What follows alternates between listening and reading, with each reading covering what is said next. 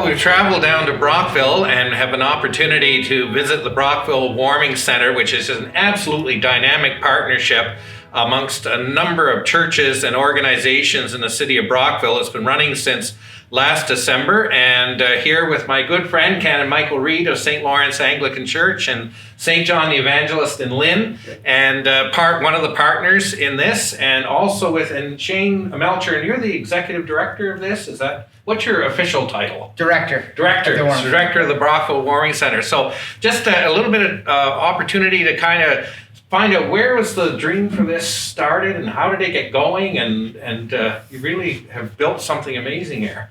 I can share part of that story. Sure. And the Brockville Housing Partnership that the Warming Centre comes under is a community partnership of community groups, organizations, stakeholders in the community that have a concern around housing in its broadest sense. And it has been together for about a year and a half now doing work towards a more permanent solution for housing in the Brockville area. COVID kind of derailed that for us, and so this past fall, we began to work again together and realized, of course, with the upcoming winter, we needed to reach out and do something to support people in the community who were homeless. And in relationship to one of our partners, the Brockville Police Department, we discovered that the number of people that are homeless in our community on a daily basis is between 50 and 75 individuals. Wow. So we recognized there was a great need. And out of that reality, we came together and started working toward having a warming center for the winter time that people could escape the night, escape the cold, find a safe haven to stay, some support and encouragement in their lives, a little bit of food to eat, and some fellowship with one another. And it came out of that work and the partnership. So you sort of had that partnership was already in place.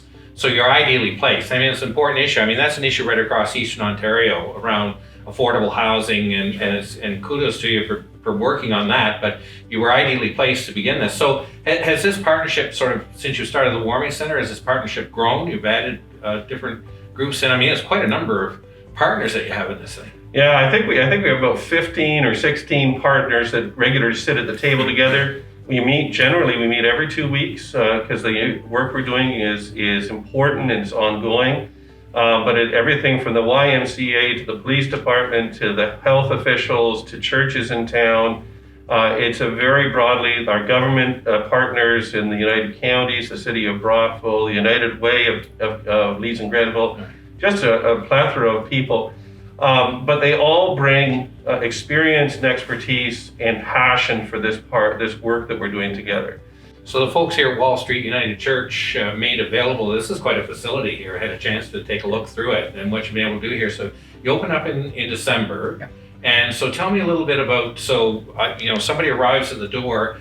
What's the sort of the makeup of the guests that you have that come in here? About how many do you serve here? And tell me a little bit about the daily routine. Yeah, so I mean, when we first started in December, I mean, it was a little quiet, but as time's gone on, the numbers have rose, and we're looking at about 10 people a night at least that are just staying the night, and we serve around 15, 18 people with drop-ins and stuff like that. And Wall Street's been great. We certainly appreciate the space here as well. But the guests, I mean, we have a wide array of guests. We have guests that are homeless. We have guests that are not homeless, but like to get out and socialize. So it's great for them too. And even if they're just hungry or whatever, we can provide a meal. Or if they want to stop in the morning, there's coffee, stuff like that. So we're open 16 hours, 4 p.m. to 8 a.m. And during those hours, we accommodate, like I said, a lot of people out there that need the support. So. Have you seen the numbers since you've opened? You said it started off a little bit slow, so that's grown over the last couple of months? Absolutely, yeah. We've seen numbers rise significantly, I would say. Like I said, it's been up to 10 right now, 15 guests. We've had over, around 18 on some nights. It does vary daily. When we have nice weather, the numbers seem to kind of go down, but we are seeing a more consistent number each day during the weekend. We have our there are some regular guests that use the space, and we have newcomers on a daily as well. So it's great to see it being utilized. So, and you're able to access and support like the social services and things like that. So if you identify particular issues, you're able to kind of partner in with that and maybe find some solutions for people that would be helpful too. Absolutely, like Mike was saying, Dr. Everett, if we need him, he'll come in Right. And if a client has a bad foot or whatever, an injury, Right. we have Dr. Everett come in and just check on the well-being of the guests.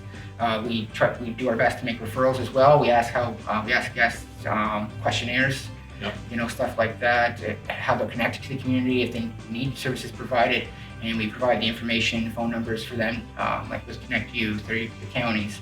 Another one is John Howard Society is another one as well. We have a gentleman coming in, and he's kind of going around as well, talking to guests and just trying to get more people connected to the community and get them hooked up with the right services. But the beauty of this is that your partnership, when you're finished with this, and this can kind of carry on, be a warming, and I guess you're talking about a cooling center in the summer as well. Yeah. But then to go back to the long-term piece around affordable housing and you built that relationship among those partners, which is really good. Well, Shane, Michael, thank you so much for showing us the facility here and having us an opportunity to find out what you're doing, what's going on. It's amazing work that you're doing, and we're seeing these partnerships right across the Diocese of Ontario, whether we're at thrift stores or building projects or whatever we've been traveling to over the season of Lent.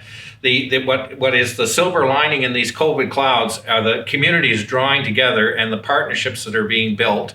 And for us, from the community of faith, what we bring to it is putting our faith in action and reaching out in love and support of the community. So I hope you've enjoyed our visit to the Warming Center in Brockville, and thank you very much for your time and blessings on the work that you do. Thank you. Thank you.